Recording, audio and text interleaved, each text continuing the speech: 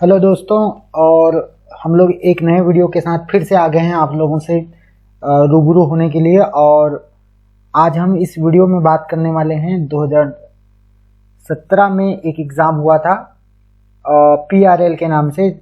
उस समय एक्चुअल में दो एग्ज़ाम हुए थे, एक नगरीय निकाय के लिए था और एक ग्रामीण निकाय के लिए था। तो जो ग्रामीण निकाय के लिए जो व्याख्याता का एग्ज़ाम हुआ था उसको बोला गया था PRL, और जो शहरी निकाय के लिए जो एग्ज़ाम हुआ था और उसको बोला गया था NRL।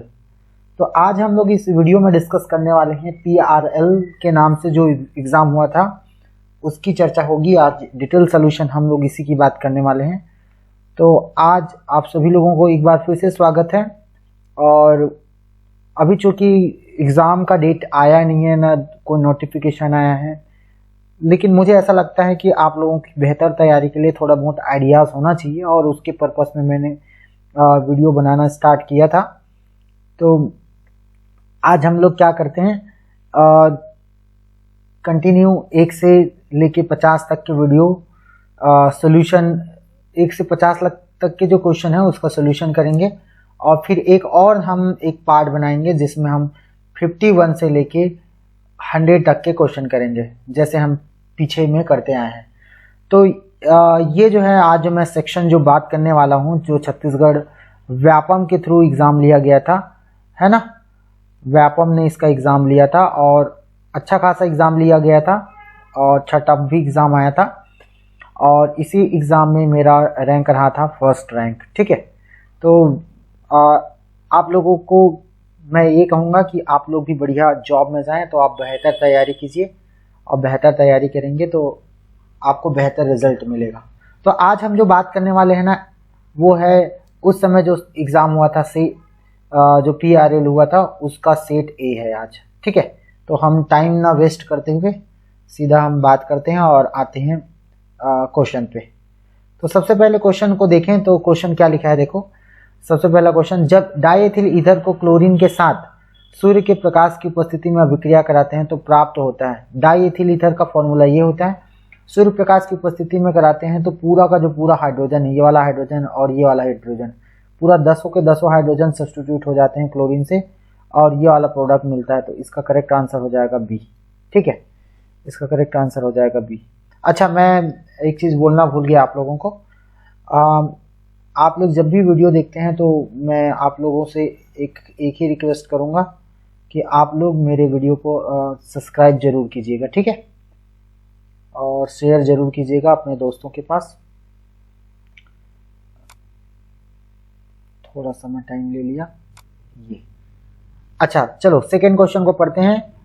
सेकेंड क्वेश्चन क्या कहता है, 273 केल्विन पर 6 ग्राम यूरिया को 90 ग्राम जल में मिलाया गया। हमारे पास 6 ग्राम यूरिया था, 90 ग्राम जल में मिलाया गया 373 केल्विन पर। विलयन का वाष्प दाब क्या होगा। तो ये जो राउल्ट का नियम है, इसको हम राउल्ट के नियम से जानते हैं। जो विलयन का वाष्प दाब है वो शुद्ध विलायक के वाष्प दाब और विलायक के मोल प्रभाज के गुणनफल के बराबर होती है। तो विलायक का मोल प्रभाज XA है। यूरिया के मोलों की संख्या की बात करें तो 6 ग्राम यूरिया है तो 60 मोलिकुलर वेट से करेंगे तो 0.1 मोल हो जाएगा। और जल की मोलों की संख्या चूंकि 90 ग्राम जल है तो 5 मोल आ गया। और हम विलायक का मोल प्रभाज बोलें तो विलायक के मोलों की संख्या बढ़ती कुल मोलों की संख्या इतना आ जाएगा। अब हम लोग मोल प्रभाज का वैल्यू रख देंगे। और चूंकि एक चीज़ है जिसको याद रखना था यहाँ पे सबसे बड़ा बात, कि 1 ATM पर जो प्रेशर होती है 760 mmHg होती है, तो 750 mmHg को रख देंगे तो 745 745 mmHg आएगा। तो ये अच्छा टफ क्वेश्चन था ना। अब आते हैं हम लोग अगले क्वेश्चन में। अगला क्वेश्चन क्या कहता है, कौन सा HCl तथा NOH के साथ अभिक्रिया करता है। जब आप देखोगे ना, तो मैं एक बुक छान मारा तो उसमें मुझे पता चला कि मेनली यहाँ पे लेने का पर्पस, इसका आंसर तो ऐसा नहीं, इसमें सारे के सारे करते हैं, लेकिन सबसे ज़्यादा मोस्ट प्रोबेबल, जो मोस्ट फेवरेबल रिएक्शन है वो होती है आपका N2O5 के थ्रू। ये मैं लिख दिया हूँ रिएक्शन।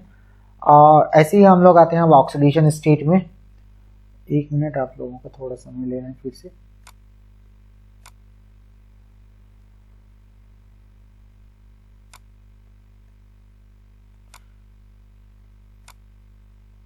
चलो ठीक है। अब हम लोग प्रॉपर अब वीडियो देखते हैं। 1 मिनट बच्चे लोग, फिर से ये एक साइड करना चाह रहा हूँ, हो नहीं रहा है। चलो ठीक है, अब हो गया जी। देखो हमारा जो क्वेश्चन है, नेक्स्ट क्वेश्चन 4 नंबर का क्वेश्चन, CrO5 में क्रोमियम की ऑक्सीकरण अवस्था क्या होगी। तो याद रखना जो 3D सीरीज एलिमेंट है उसमें मैक्सिमम से मैक्सिमम 6 प्लस ऑक्सीडेशन स्टेट होती है, +6। और यहाँ पे ना ये पेरोक्साइड बॉन्ड पाया जाता है, तो इसमें माइनस और माइनस हो जाएगा, इसमें C हो जाएगा। तो ये एक तरह के स्क्वायर पिरामिडल स्ट्रक्चर बनता है। और -1 × 4 करोगे तो -4 हो जाएगा, -2 है, इस तरह ले जाओगे तो +6 आएगा। तो इसका करेक्ट आंसर हो जाएगा 6। इसके बाद आते हैं हम लोग, 1 मिनट यार, ये बार बार सरक रहा है तो मजा नहीं आ रहा है मेरे को।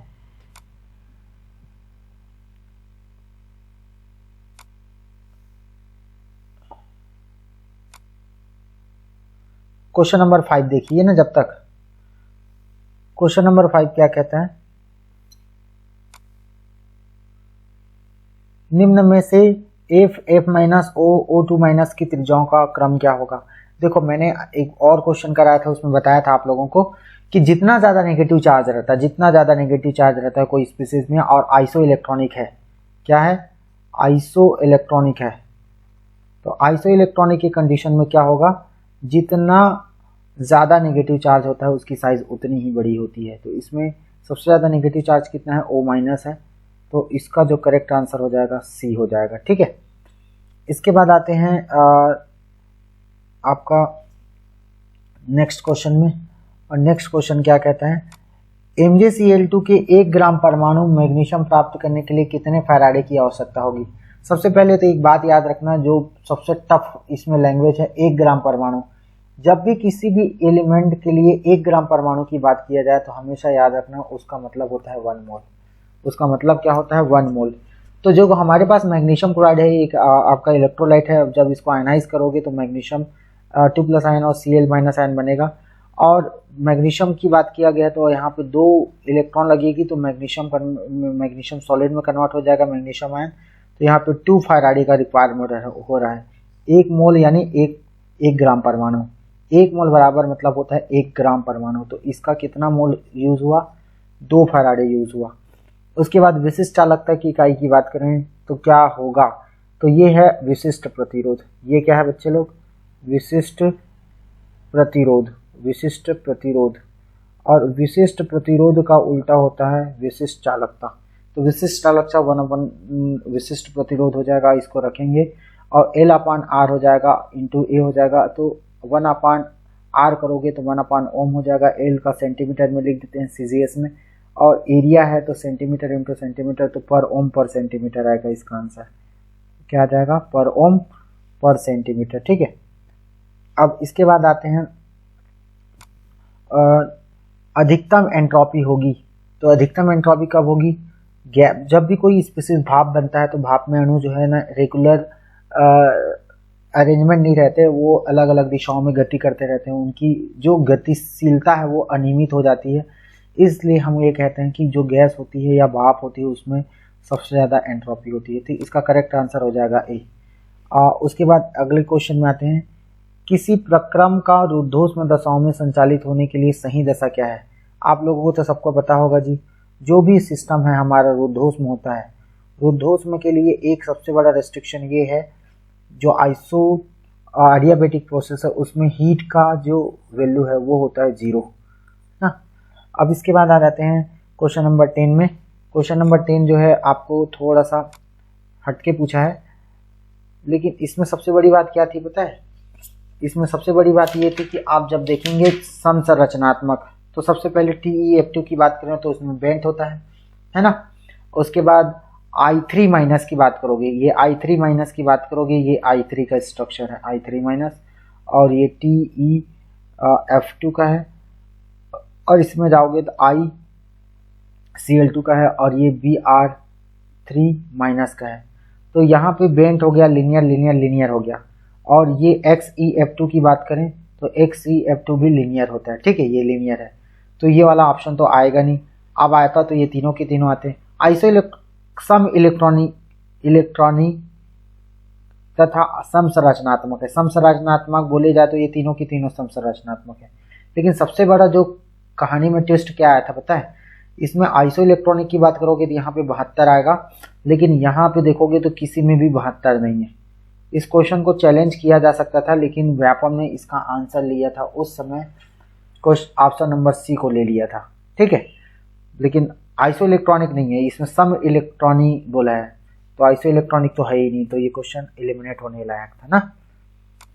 अब आ जाते हैं हम लोग अगले क्वेश्चन में। एक मिनट यार, आप लोगों को थोड़ा समय ले रहे हैं। चलो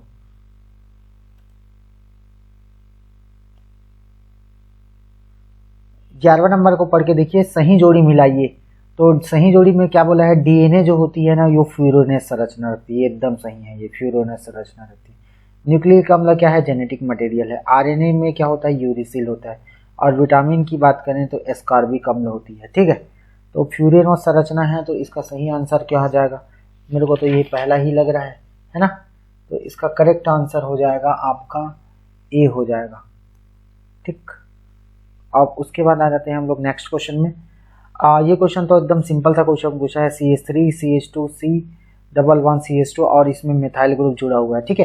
तो मिथाइल जो जहाँ से डबल बॉन्ड है वहाँ से नंबरिंग दोगे तो पहला होगा, दूसरा कार्बन में मेथिल जुड़ा है, इसलिए इसका हो जाएगा 2 मेथिल ब्यूट 1 इन।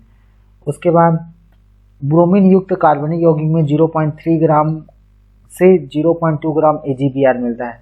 हमारे पास कोई भी एक सैंपल रहा होगा और उस सैंपल का जो है 0.3 ग्राम ब्रोमीन युक्त सैंपल था, ये हमारा सैंपल है, ठीक है। और इस सैंपल में से हम जब ब्रोमीन निकालना चाहते हैं, AgBr, यहाँ से AgBr निकालना चाहते हैं, तो हमको AgBr मिलता है 2.4 ग्राम मिलता है, बोलता है। तो यौगिक में ब्रोमीन की कितनी मात्रा है। तो बच्चे लोग इसके लिए क्या करेंगे, दोस्त लोग, कार्बनिक पदार्थ की मात्रा इतनी है, AgBr का भार निकला है जो 0.24 ग्राम है। अब देखो AgBr का अनुभार कितना होता है, 188 ग्राम पर मोल होता है। तो 188 ग्राम AgBr में उपस्थित Br कितना होगा, 80 ग्राम। तो 0.24 ग्राम में ग्राम हमारे पास जो AgBr मिलता है 0. तो उसमें ब्रोमीन कितना होगा, उसमें ब्रोमीन हो जाएगा तो आपका 0.102 ग्राम हो जाएगा। लेकिन हमारे पास ब्रोमीन का प्रतिशत ज्ञात करना है, तो सैंपल में जो मात्रा थी, सैंपल में जो हमारा टोटल ओवरऑल जो सैंपल था हमारे पास 0.30 ग्राम था, लेकिन हमको ब्रोमीन कितना मिला, उसमें ब्रोमीन इतना मिला 0.120 ग्राम। तो ब्रोमीन की उसमें प्रतिशतता कितनी हो गई, 0.34 ग्राम, ठीक है, 34 ग्राम। उसके बाद आते हैं क्वेश्चन नंबर 40 में। प्लास्टर ऑफ पेरिस जल के संपर्क में आने पर ठोस कड़े पदार्थ में जम जाता है। ठोस कड़े पदार्थ का संगठन क्या होगा। आप सबको पता होगा प्लास्टर ऑफ पेरिस जो होती है ना, उस प्लास्टर ऑफ पेरिस में वाटर मॉलिक्यूल हाफ होता है। तो जब हम हाफ वाटर मॉलिक्यूल के बदले और मॉलिक्यूल देते हैं तो होती क्या है, ये मॉलिक्यूल जब जाती है तो जैसे जैसे इसको पानी मिलता है, हमारा प्लास्टर ऑफ पेरिस जो है ना जम जाता है। तो जमने के बाद ये जिप्सम बना लेता है। क्या बना लेता है, जिप्सम बना लेता है, ठीक है, प्लास्टर ऑफ पेरिस। और तो ये इसका कड़े पदार्थ का जो ठोस जो कड़क पदार्थ है, वो कड़ा पदार्थ क्या हो जाएगा आपका जी, कड़ा पदार्थ की बात करें तो पानी आ जाएगा उसमें, है ना, वाटर मॉलिक्यूल उसमें ऐड हो जाएगा। तो वाटर मॉलिक्यूल जब ऐड होगा तो इसका करेक्ट आंसर हो जाएगा सी। इसके बाद आते हैं, एक निश्चित अष्टफल की MX6 में MX बॉन्ड कितने होंगे। तो भैया जब आप ऑक्टाहेड्रल देखोगे तो एक प्लेन के ऊपर रहेगा, एक प्लेन के नीचे रहेगा और 4 एटम ऐसे रहेंगे जो प्लेन में रहेंगे। तो 4 एटम जो प्लेन में रहेंगे वो 180 और 180 बनाएगा, मतलब ठीक है, यानी इसमें 1 और ये 2 और ये 3, तो 1 और 3 180 बनाएगा और 2 और 4 180 बनाएगा और ये 5 बोल दो और ये 6 बोल दो, तो 5 और 6 से 180 बनाएगा, तो 3 बार बनेगा इसमें, ठीक है। इसका करेक्ट आंसर हो जाएगा बी। एक अभिविन्यास इलेक्ट्रॉनिक विन्यास है, तो असंभावित इलेक्ट्रॉनिक विन्यास बोला है जी, असंभावित। तो देखो ये तो असंभावित है, क्यों, क्योंकि यहाँ से एक इलेक्ट्रॉन एक्साइटेड होता है और एक्साइटेड होकर के इसका विन्यास चेंज होकर के 3d5 4s1 हो जाता है। तो ये असंभव है, ये क्या है, असंभव है, और ये संभव इलेक्ट्रॉनिक विन्यास है। ठीक है, तो असंभव बोला है तो इसका करेक्ट आंसर हो जाएगा ए हो जाएगा। Na2H2O3 आयोडीन से अपचयित होता है। तो आयोडीन से जब जाके आयोडीन से अपचयित होता है तो यहाँ पर ये वाला कॉम्प्लेक्स मिलता है, ये केमिकल रिएक्शन से फॉर्मूला आ गया। तो इसका करेक्ट आंसर हो जाएगा आपका डी आंसर हो जाएगा। उसके बाद 18 नंबर के क्वेश्चन में आते हैं। उपकोष L=2 में अधिकतम इलेक्ट्रॉन कितने हो सकते हैं। L=2 मतलब क्या होता है, डी ऑर्बिटल, और डी ऑर्बिटल है तो कितने इलेक्ट्रॉन आएंगे। ये तुच्छ सा सवाल आ गया, इतना सरल सवाल आया है जी। तो देखो, जब Cl2 को गर्म तथा सांद्र KOH के साथ विलयन में प्रवाहित किया जाता है तो कौन सा यौगिक बनता है। Cl2 जो है ना, ये जब इसको गर्म KOH के साथ करते हो तो ये ज़्यादा से ज़्यादा मॉलिक्यूल के साथ रिएक्शन करता है और मोस्ट हाईएस्ट ऑक्सीडेशन स्टेट में चला जाता है। और हाईएस्ट ऑक्सीडेशन स्टेट क्या होती है इसका, +7 होता है। तो ये आपका हो जाएगा KClO3 चला जाता है। ठीक है, हाईएस्ट ऑक्सीडेशन स्टेट में चला जाता है। KCl4 भी बन सकता था लेकिन KCl4 नहीं बनता, इसका हाईएस्ट ऑक्सीडेशन स्टेट इसमें नहीं जाएगा भैया, +5 में जाता है ये, क्योंकि 5 KCl बनता भी है ना। तो इसको थोड़ा इरेज कर देता हूँ, ये बनता है 5+ ऑक्सीडेशन स्टेट। उसके बाद कार्टिसोन के एक अणु में 21 कार्बन है, यदि इसमें इतना कार्बन है तो अणु भार कितना होगा। मैं बताऊँ बच्चे लोग, ऐसे जो क्वेश्चन होते हैं ना, ये क्वेश्चन छोड़ने वाले क्वेश्चन है ये, क्योंकि कार्टिसोन तो ऑलरेडी पता नहीं रहेगा। अब कार्टिसोन नहीं पता है तो ये बनेगा कैसे। आप लोगों के लिए मैंने सॉल्यूशन डाल दिया है, इसको आप लोग केयरफुली देखिएगा। तो इसमें आपको पता चलेगा कि जब इसका करेक्ट आंसर देखोगे तो 360 आता है। तो 360 है, यानी करेक्ट आंसर हो जाएगा डी। आप लोग एक बार केयरफुली करके देख लीजिएगा, टाइम टेकन है तो मैं नहीं बता रहा हूँ इसको। तो 21 में आएंगे तो आपको पता चलेगा BF3 की संरचना है। ये एकदम सबसे सरल पूछती है आपको, सबसे सरल है। तो ये होता है चतुष्फल की पिरामिड, समत्रिकोणी होता है ना, समत्रिकोणी होता है। एथाइन तनु H2SO4 तथा वह Hg के साथ अभिक्रिया कर देता है। देखो, Hg के साथ देता है ना तो इसको बोलते हैं हम लोग मर्क्यूरीकरण।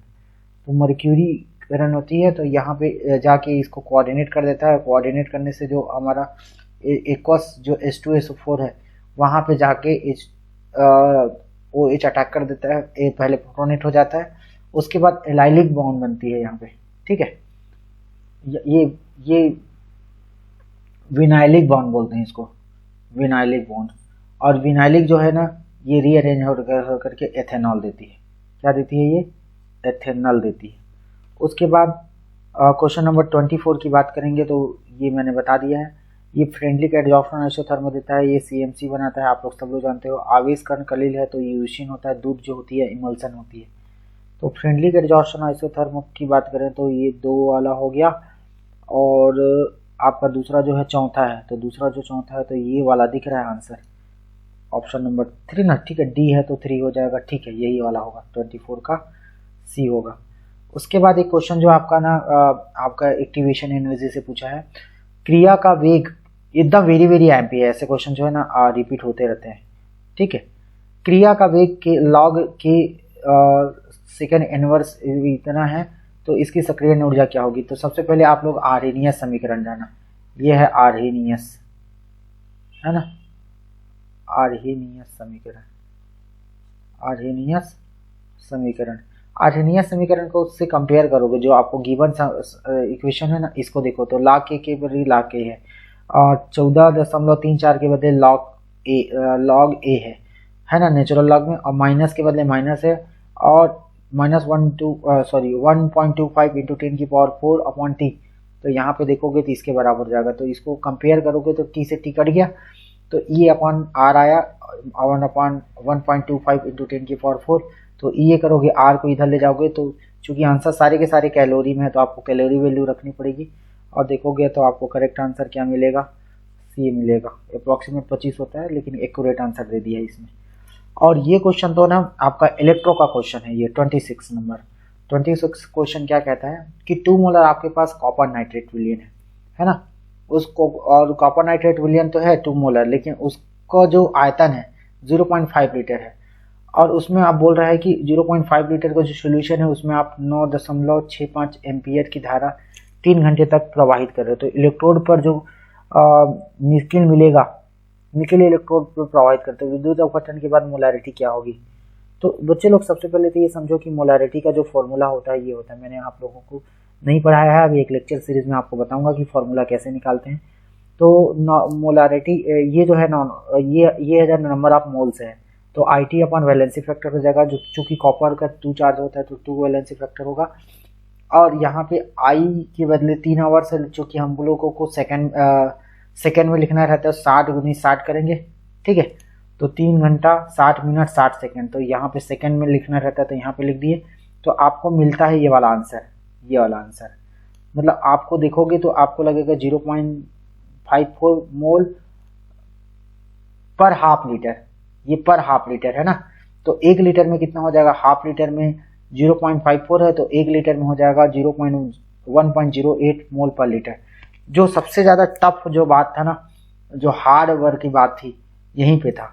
क्यों था, क्योंकि ये आधा लीटर में दिया है, उसको आपको कन्वर्ट करना था पर लीटर में, तो पर लीटर में कन्वर्ट कर, आधा को पर लीटर में कन्वर्ट करना रहेगा तो 2 से मल्टीप्लाई कर देंगे, तो ये 2 से मल्टीप्लाई किए। चूंकि हमारा सोल्यूशन का मोलारिटी कितना था 2 मोलर, तो हमको जो मोल डिपॉजिट हुआ है वो कितना मिला है, हमको मोल डिपॉजिट होने के बाद मिला है 1.08। तो अब विलियन की जो घटन के बाद जो मोलारिटी रहेगी 0.92 हो जाएगा, तो उसका करेक्ट आंसर हो जाएगा सी, ठीक है। उसके बाद 27 में आते हैं, CH triple bond C double bond single bond CH double bond CH2। जो आप लोग जानते हो जहाँ ट्रिपल बॉन्ड होती है वहाँ sp2 संकरण होता है, और जहाँ डबल बॉन्ड होती है वहाँ पे होता है sp2। तो ये बोला क्या है बताया आप लोगों को, C सिंगल बॉन्ड C, तो ये आपका टारगेट है, टारगेट बॉन्ड ये है, तो sp और sp2 है। अब इसमें भी एक टास्क रख दिया था बताए साइंटिस्ट लोग, इसमें 1 होगा, इसमें 2 होगा, इसमें 3 होगा, इसमें 4 होगा। तो आप 2 से 1 तो नहीं करोगे, तो यहाँ से जा रहे हैं तो ये 1 2 हो जाएगा, तो 1 और 2 के बीच क्या है, डबल बॉन्ड, ठीक है। तो 1 और 2 के बीच डबल बॉन्ड है तो क्या हो जाएगा, आप क्या लिखा है, CC एकल बॉन्ड, तो इधर से जाओगे 1 2 3 और 4। तो बताओ भाई, क्वेश्चन बहुत जबरदस्त पूछा है, sp2 sp होगा, sp2 sp होगा, और कोई बच्चा इधर से भी धोखा कर दिया ना, इधर से धोखा से कर दिया, तो वो वाला ऑप्शन भी है sp sp2, कहीं है क्या sp sp2। तो बहुत सारे बच्चे लोग ना गचका इसी में खाए थे कि sp sp2 है कि sp2 sp है। तो हमेशा एक बात याद रखना, जहाँ से डबल बॉन्ड है वहाँ से नंबरिंग करना, और वहाँ से नंबरिंग करोगे तो आपको sp2 पहले कार्बन मिलेगा, फिर आपको मिलेगा sp, ठीक है। तो तगड़ा क्वेश्चन था। और यदि ठोस और द्रव अवस्था के साम्य तंत्र पर दाब बढ़ाया जाता है तो ठोस का गलनांक क्या होगा। देखो इसको आप केयरफुली आप पता करोगे तो पता चलेगा कि जो कुछ मटेरियल है आपका साम्यावस्था पर बढ़ भी जाता है, और कुछ अलग मटेरियल जो साम्यावस्था पर पीछे आ जाता है, तो वो कंडीशन पर बिहेव करता है। तो उसमें जो होगा ना, दाब बढ़ाने या घटाने से साम्यावस्था बढ़ भी सकता है, जल्दी आ सकता है, और या थोड़ा सा देरी से भी आ सकता है, ठीक है। क्वेश्चन नंबर 29 की बात करते हैं। 2 विलयन जिनके pH क्रमशः pH5 तथा pH3 है के समान आयतन मिलाए गए, समान आयतन बोला है ना, परिणामी pH क्या होगा। आजकल ये क्वेश्चन बहुत ट्रेंड में आ गया, सबसे पहले तो ये बताते हो, ठीक है। तो पहला हमारा सोल्यूशन जो है जिसका pH 5 था, दूसरा सोल्यूशन pH3 है, pH 5 है तो H प्लस आयन हो जाएगा 10⁻⁻5, और pH3 है तो H प्लस का कंसंट्रेशन हो जाएगा 10⁻⁻3। तो एवरेज, ये एवरेज है ना, एवरेज, तो average H plus ion concentration की बात करो 10⁻⁵ से 10⁻⁵, ये हो जाएगा बटे 2 करोगे 5 × 10⁻⁴। अब चूंकि pH का फॉर्मूला निकालना है तो माइनस लॉग 10 H प्लस हो जाएगा, H प्लस का कंसंट्रेशन रखोगे तो 3.3 आएगा, ठीक है, 3.3 आएगा इसका। अब क्वेश्चन नंबर 30 में आते हैं, चूंकि ऑर्गेनिक है ये, तो RC double bond OH ammonia के साथ रिएक्शन कराओगे, तो अमोनिया के साथ जब भी रिएक्शन कराओगे तो अमोनियम मान लो एसिटिक अम्ल रहता तो अमोनियम एसिटेट बोलते, ठीक है, ठीक है। तो ये अमोनिया के साथ क्रिया करके ये एक कॉम्प्लेक्स बना लेता है, एडिशन कंपाउंड बना देता है। अब इसको गर्म करोगे ना तो आप लोगों को पता होगा डिहाइड्रोलिसिस रिएक्शन होती है, डिहाइड्रेशन रिएक्शन बोलते हैं। फिर तो ये जो अमोनियम एसीटेट से एमाइड बन जाता है। तो अब एक खतरनाक आप लोग निर्जली कारक लाते हैं P2O5, और P2O5 के प्रेजेंस में तो जितना भी वाटर मॉलिक्यूल निकल सकता है ना, सब निकल जाता है।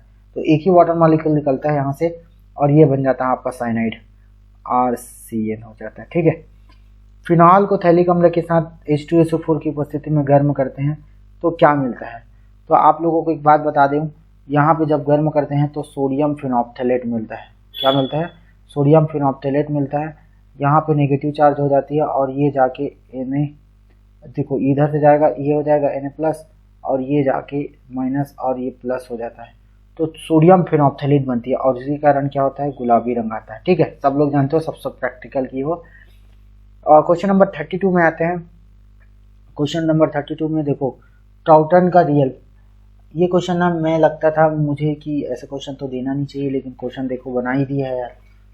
मतलब आप सोचो कि पॉइसन नियम पता नहीं है, किरचॉफ नियम पता है, आइसोटोनिक बस पता है ना। तो ऐसे क्वेश्चन जो है ना आपको थोड़ा सा परेशान कर सकते हैं आपको, अरे यार ये क्या होगा, ये क्या होगा, है ना। तो यहाँ पे ट्राउटन जो नियम है, अयोजित जो द्रव है उसका निर्धारण करता है। पॉइसन जो रूल होती है उसमें ये होता है गामा। और किरचॉफ के नियम की बात करें तो ये किरचॉफ का नियम तो सेकेंड ही हो जाएगा। और ये आप लोग सब लोग जानते हो, आइसोटोनिक में परासन दाब समान होता है। तो ऐसा कोई ऑप्शन दिख रहा है यार, पहले का 3 दूसरे का 4, पहले का 3 दूसरे का 4, ठीक एक ही तो है, पहले का 3 दूसरे का 4, ठीक है। और उसके बाद क्वेश्चन नंबर 33 में आता है। क्वेश्चन नंबर 33 जो है ना आपका कैसा क्वेश्चन है पता है, मोल कॉन्सेप्ट से है। एनटीपी पर 50 ग्राम कैल्शियम कार्बोनेट को गर्म करने पर 11.2 लीटर कार्बन डाइऑक्साइड प्राप्त होती है तथा 28 ग्राम कैल्शियम ऑक्साइड बन जाता है। उपरोक्त आंकड़ों से रासायनिक संवेग का कौन सा नियम फॉलो होता है, पुष्टि होता है। अच्छा बच्चे लोग, सबसे पहले तो ये जानो कि आपका कैल्शियम कार्बोनेट है, उसको डिसोसिएट करोगे तो कैल्शियम ऑक्साइड और कार्बन डाइऑक्साइड बनेगा। 11.2 लीटर है, लेकिन आपको पता होगा 22.4 लीटर होती है ना, वो 1 मोल के बराबर होती है, यानी 44 ग्राम के बराबर, कार्बन डाइऑक्साइड के बराबर। तो चूंकि यहाँ पे 11.2 लीटर लिखा है क्वेश्चन है, तो 11.2 22.4 का आधा होता है 11.2, ठीक है। तो 11 जब ये 44 है तो ये कितना हो जाएगा 22 ग्राम। तो ये 22 ग्राम होगा तो कितना हो जाएगा 28 और 22 कितना हो जाएगा 50। तो यहाँ भी प्रोडक्ट भी 50 और रिएक्टेंट भी 50। तो दोनों तरफ का द्रव्यमान सेम आ रहा है, तो द्रव्यमान सेम आ रहा है, तो इसको क्या बोलोगे, द्रव्यमान संरक्षण का नियम, ठीक है। कौन सा इंसुलेटर है, तो ये तो आप लोग जानते, थोड़ा बहुत टफ की बात थी, या अदरवाइज नहीं बनता।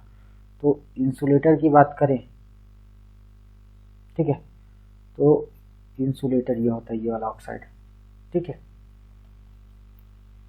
उसके बाद आते हैं XeF2, XeF4, XeF6। इसमें जाएंगे तो आपको सबसे पता चलेगा दोस्तों, यहाँ पे 3 लोन पेयर होता है, बॉन्ड पेयर 2 होता है, ठीक है। यहाँ पे लोन पेयर 2 है तो बॉन्ड पेयर कितना होता है, बॉन्ड पेयर होता है 4। और यहाँ पे लोन पेयर 1 है तो बॉन्ड पेयर कितना है 1 2 3 4 5 6, 6 बॉन्ड पेयर, तो 6 दूनी 6 हो जाएगा, 6 बॉन्ड पेयर, ठीक है। 2 तो 4 2 6 2 8 9 2 6 दूनी, हाँ बॉन्ड पेयर की मतलब 6 ही होगा। तो इस लोन पेयर, सॉरी ये बॉन्ड पेयर है भाई, लोन पेयर की बात करोगे तो एक ही है, तो इसमें है 3, इसमें है 2, इसमें है 1, 3 2 1, ये हो गया 3 2 1। उसके बाद सबसे अच्छा क्वेश्चन आया है पैरा हाइड्रोजन, आर्थो हाइड्रोजन और पैरा हाइड्रोजन। तो इसके पर्पस में एक बात बता दूं, जब हमारा कोई भी दुनिया का कोई भी हाइड्रोजन हो, वो जब मॉलिक्यूलर फॉर्म में रहता है, तो मॉलिक्यूलर फॉर्म में क्या होती है, जब किसी हम हाइड्रोजन मॉलिक्यूल को देखते हैं तो उसमें जो दोनों नाभिक के जो अंदर के चक्रण है वो एक ही दिशा में होता है, तो एक ही दिशा में होता है तो आर्थो हाइड्रोजन बोलते हैं। और जब वो अलग अलग डायरेक्शन में करती है रोटेशन, तो हम ये बोलते हैं कि वो उस अंदर का हाइड्रोजन का जो न्यूक्लियस है वो पैरा हाइड्रोजन है। लेकिन इन जनरल क्या होता है, जब परम शून्य ताप पर जाते हो तो आपका जो आर्थो हाइड्रोजन है परम शून्य ताप पर, वो पूरा का पूरा आर्थो में ही रहता है। लेकिन जैसे जैसे टेम्परेचर बढ़ाओगे, 25 डिग्री सेल्सियस तक बढ़ाओगे, तो वो जो टेम्परेचर बढ़ने के कारण क्या होती है कि जो आर्थो का जो कैरेक्टर है वो बिल्कुल अपोजिट हो जाता है हाइड्रोजन के अंदर। यानी हाइड्रोजन के जो इलेक्ट्रॉन जो नाभिक जो एक ही दिशा में घूम रहे थे वो अब एक क्लॉकवाइज घूमता है, तो ये एक एंटी क्लॉकवाइज घूमता है।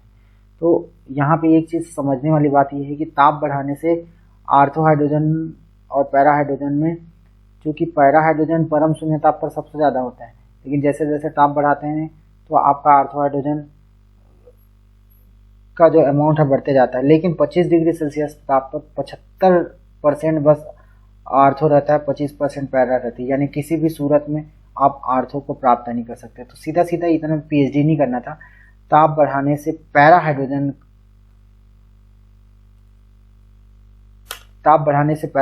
की मात्रा बढ़ती है। ठीक है, पैरा हाइड्रोजन की मात्रा बढ़ती है, क्योंकि आर्थो तो पैरा हाइड्रोजन की मात्रा सबसे ज्यादा होती है। ताप बढ़ाने से आर्थो हाइड्रोजन की मात्रा बढ़ती है। ठीक है, जो हाइड्रोजन में जो ताप बढ़ाया जाता है,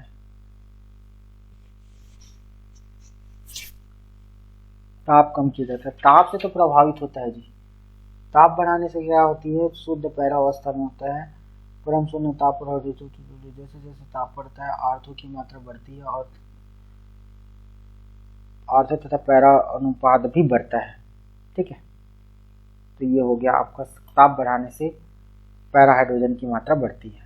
क्वेश्चन नंबर 37 की बात करें तो आपको केयरफुली पढ़ना पड़ेगा। कॉपर का विद्युत अपघटनी शोधन फफूलेदार कॉपर से किया जाता है, निम्न कथनों पर विचार कीजिए। आप कथनों को देखते रहेंगे तो आपको पता चलेगा। अम्लीय अम्लजली CuSO4 विद्युत अपघटनी की तरह प्रयुक्त होता था, सही है। शुद्ध कॉपर कैथोड पर एकत्रित होता है, सही है। ठीक है, अशुद्ध एनोड कीचड़ के रूप में एकत्रित होता है। 37 को देखोगे तो क्या मिलेगा, हाँ ये भी सही है। तो 1 2 3 सही है भाई, केवल 1 2 3। ठीक है, बाकी गलत है। उसके बाद आते हैं पर्पल ऑफ कैसियस।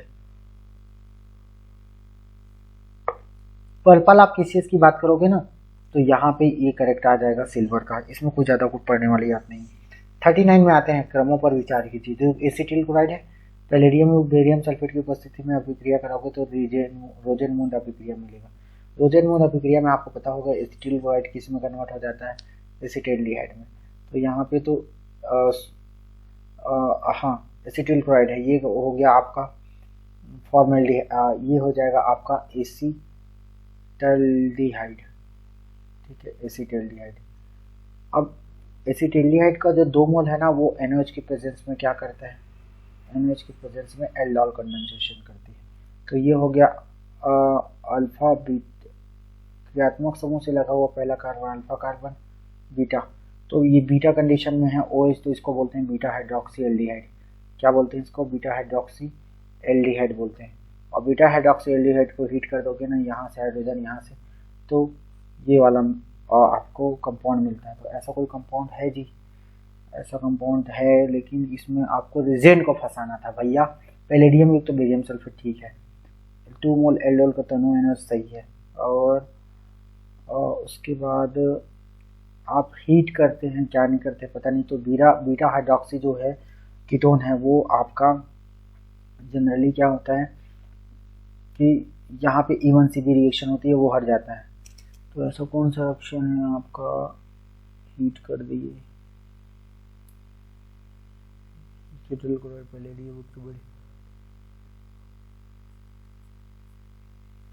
पहला ही ऑप्शन लग रहा है। तो थोड़ा रात हो गया है बच्चे लोग, मैं रिकॉर्ड कर रहा हूँ, थोड़ा सा नींद टाइप का लग रहा है, माफ़ी करिएगा मेरे को। क्वेश्चन नंबर 40 देखते हैं। एक कोई अभिक्रिया जो उत्क्रमणी दर से अग्रसित हो रही है।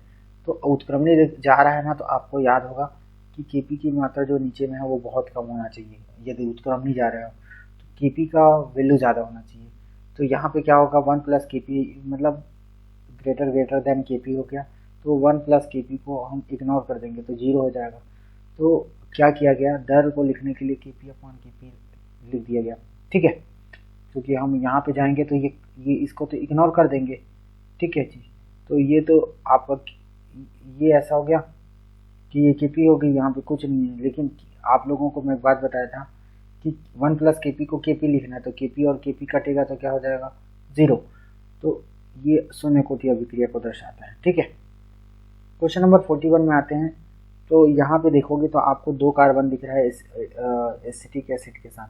अमोनिया के साथ गर्म करोगे तो ये अमोनियम एसीटेट देता है, और इसको गर्म करोगे ना तो यहाँ पे वाटर मॉलिक्यूल रिलीज हो जाती है, यानी आपको डिहाइड्रोलिसिस बोल सकते हैं।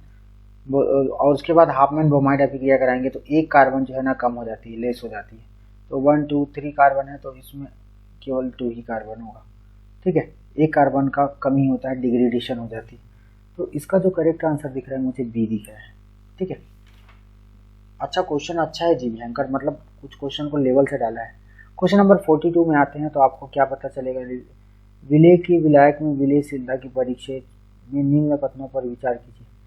विलेय की विलायक में विलेयशीलता, कोई विलेय है जो विलायक में विलेयशील होना चाह रहा है, उसकी विलेयता बड़ी है तो क्या होना चाहिए ऐसा बोल रहा है, विचार कीजिए। देखो क्वेश्चन को पूरा पढ़ लो भाई, विचार कीजिए का मतलब आपको सही करेक्ट आंसर बताना है ना। ठीक है, तो इसका जो करेक्ट आंसर है विलायक का हिमांक कम हो जाएगा, विलयन का हिमांक विलायक की अपेक्षा कम हो जाएगा, विलयन का क्वथनांक विलायक से हमेशा अधिक होता है, तो यही सही है ना, और यही सही है। तो क्वेश्चन बनाने वाले ने तो क्या बोला है, कथन 1 और 3 सही है बोला है। 1 और 3 विलायक के दाब वाष्प दाब, विलायक के वाष्प दाब में वृद्धि होती है, विलयन का हिमांक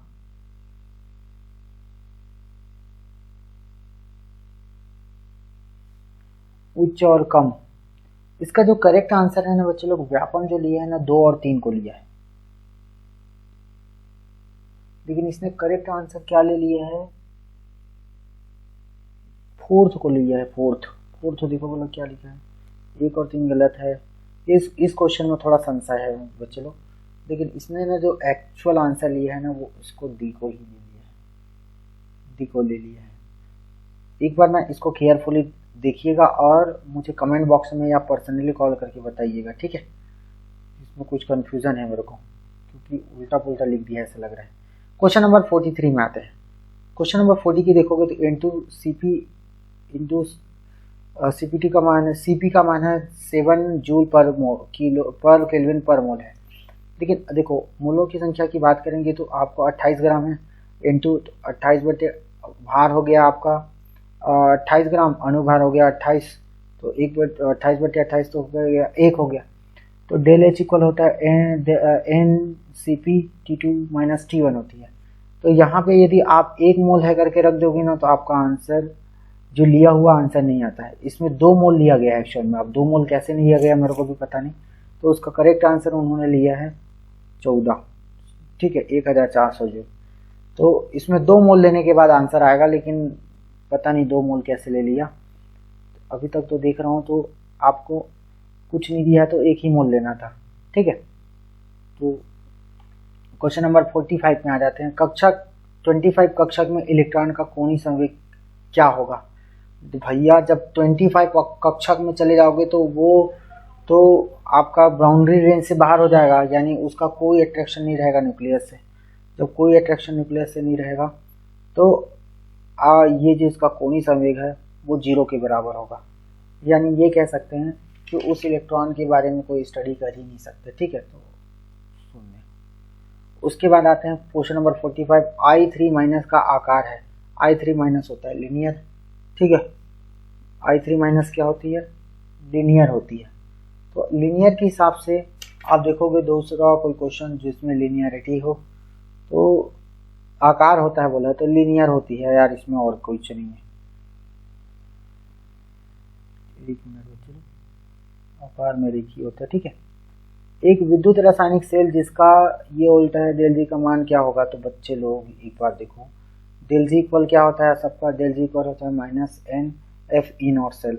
तो आप जब इसमें पॉजिटिव वैल्यू डालोगे तो नेगेटिव आएगा। डेल जी का साम्य स्थिरांक का मान क्या होगा। अरे भाई जब डेल जी आपका नेगेटिव है,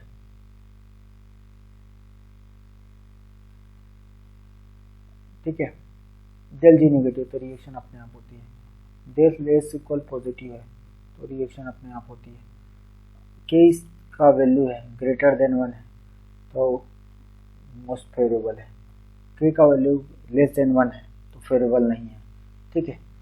तो ये नॉट फेवरेबल है और ये फेवरेबल है, ठीक है। तो के is greater than the value of के इज ग्रेटर देन 1 होगा, तो इसका करेक्ट आंसर डी ही लग रहा है मेरे को भी, ठीक है।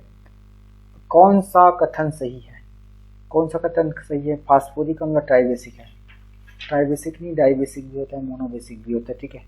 47 और उसके बाद क्रीम ऑफ चार्टर का उपयोग कहाँ काला औजार में होता था, प्रिंस ऑफ टार्चर का उपयोग इटार्ट अभिक्रिया में पेलिकॉट लवण का उपयोग होता है, हाँ सही है, पेलिकॉट लवण का तो होता है, ठीक है।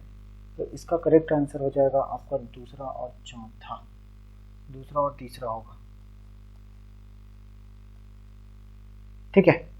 तो दूसरा और तीसरा होगा तो इसका दूसरा और तीसरा कहाँ दिए हैं भाई, ये करेक्ट आंसर सी हो जाएगा, ठीक है। इस बार पढ़ लेना भैया। क्वेश्चन नंबर 48 देखो, मैक आर्थर फॉरेस्ट विधि था, साइनाइड बनाने की विधि थी, मैक आर्थर फॉरेस्ट विधि। तो आप क्या करोगे, जब रिएक्शन को देखोगे तो आपको पता होगा सिल्वर जो है आपका न्यूक्लियर सिल्वर में भी नहीं हुआ, सिल्वर का ऑक्सीडेशन भले कम हो गया, फिर सिल्वर साइनेट है, सिल्वर साइनेट फिर NaCN के साथ रिएक्शन करता है तो फिर ये मिलेगा आपका Ag2S, ये आपका, इसको आप बैलेंस करोगे ना तो आपको क्या पता चलेगा, पता है निम्न अभिक्रियाओं के आधार पर क्या होगा, धातु जिसका निष्कर्षण होना है जो डिपॉजिट होगा, तो डिपॉजिट कौन होता है भैया, मैक आर्थर में तो सिल्वर ही होता है ना। तो आपको ना कैसे है मैक आर्थर जानना था ना, तो इसका सबसे सरल था ये वाला और आपका ये वाला कोऑर्डिनेशन नंबर, ठीक है। तो सिल्वर का चयन होता है भैया। क्वेश्चन नंबर 49 में आते हैं, पानी के साथ कौन सा यौगिक स्थायी हाइड्रेटेड बनता है जिसका उपयोग हिप्नोटिक होता है। तो हिप्नोटिक में जो यूज है मतलब आपका दिमागी प्रेशर को कम करने के लिए, तो हिप्नोटिक की बात करें ना तो इसका सही आंसर होता है एसिटाल्डिहाइड। कई जगह तो मैं क्लोरल भी देखा हूँ, लेकिन आंसर मोस्ट एसिटाल्डिहाइड है ना, हाइड्रेटेड बनाता है। और क्वेश्चन नंबर 50 की बात कर लेते हैं। क्वेश्चन नंबर 50 क्या बोला, देखो 50 वोल्ट और 200 वोल्ट एवं 50 वोल्ट के इलेक्ट्रॉन को त्वरित करने पर डी ब्रॉगली तरंगदैर्ध्य का अनुपात क्या होगा। बच्चों लोग ये ना थोड़ा सा टफ क्वेश्चन है, कैसे बताए। सबसे पहले तो आपको काइनेटिक एनर्जी का फॉर्मूला में जाना पड़ेगा, 1/2 mv² 1 इलेक्ट्रॉन वोल्ट, 1/2 mm, देखो mm से दोनों तरफ मल्टीप्लाई कर दिए तो यहाँ पे हो जाएगा m² v² 2 electron volt m, और vm करोगे तो √2 e vm हो जाएगा। देखो अब कंडीशन दो ठो लगा लेते हैं। कंडीशन नंबर क्या है, पहला del 1, ठीक है। del 1 का वैल्यू कितना हो जाएगा, h/2 m e to 200। लेकिन एक बात ये है कि जब आप यहाँ पे वैल्यू को पुट कर दोगे तो ये तो 400 हो जाएगा, 400 को रूट लोगे तो लगभग कितना है, 20 है, ठीक है। तो ये भी बहुत बड़ी बात हो गई। फिर आप h/2 √2 me50, इसमें हम लोग वैल्यू रखें जो सेकेंड कंडीशन है जो 50 वाला, ठीक है। तो 50 वोल्ट वाला रख देंगे, 50 वोल्ट वाला जैसे ही रखेंगे तो 100, ठीक है। अच्छा √ के बाहर आ गया तो 10 ही होगा, तो दोनों को बटे कर दो यार, λ1 और अपन λ2 को, λ1 अपन λ2 को करोगे तो ना आपको रेशियो पता चल जाएगा, और ये रेशियो आएगा 1/2, तो इसका करेक्ट आंसर हो जाएगा ए ना। तो क्वेश्चन थोड़ा टफ है भाई, एक क्वेश्चन मेरे से छूट गया था बीच में और उसको मैं यहाँ नीचे पे मेंशन कर दिया हूँ, थोड़ा सा पढ़ लेता हूँ, आप लोग पढ़ने का समय दीजिएगा मुझे। 1 विलियन जिसका pH 1 है 50 ml को दूसरे विलियन के 50 ml में जिसका pH 3 है में मिलाने पर मिश्रण का pH का मान लगभग होगा, ठीक है। क्वेश्चन क्या बोला है देखो, 1 विलियन जिसका pH 1 है 50 ml को दूसरे विलियन को 50 ml में। अरे भाई क्वेश्चन को देखो, सबसे पहले क्वेश्चन के खेला में आओ। हमारा पहला सोल्यूशन है pH 1 है, दूसरा सोल्यूशन pH 2 है, ठीक है। पहला सोल्यूशन का में H प्लस कंसनट्रेशन 10 की पावर -1 है, वहाँ 10 की पावर -2 है, ठीक है। तो यहाँ भी 50 ml है, यहाँ भी 50 ml है। तो परिणामी जो H है ना, परिणामी मुखिया, ठीक है। तो H प्लस आयन निकालोगे तो ये आ जाएगा, फॉर्मूला में रख देना। और फॉर्मूला में रखोगे तो आपको जो pH का सोल्यूशन इक्वेशन लगाओगे, तो ये इक्वेशन लगाओगे H प्लस आयन कंसनट्रेशन यहाँ नीचे से पुटअप करोगे तो pH जो है ना 1.3 में आता है, ठीक है। तो यहाँ तक हम लोग आज डिस्कशन करते हैं। थोड़ा सा वीडियो लंबा भी हो रहा है, तो जाते जाते मैं फिर से एक बार बोलूँगा, थोड़ा सा अंतिम में मेरे को नींद आ रही थी तो थोड़ा सा संभाल लीजिएगा, वीडियो देख लीजिएगा।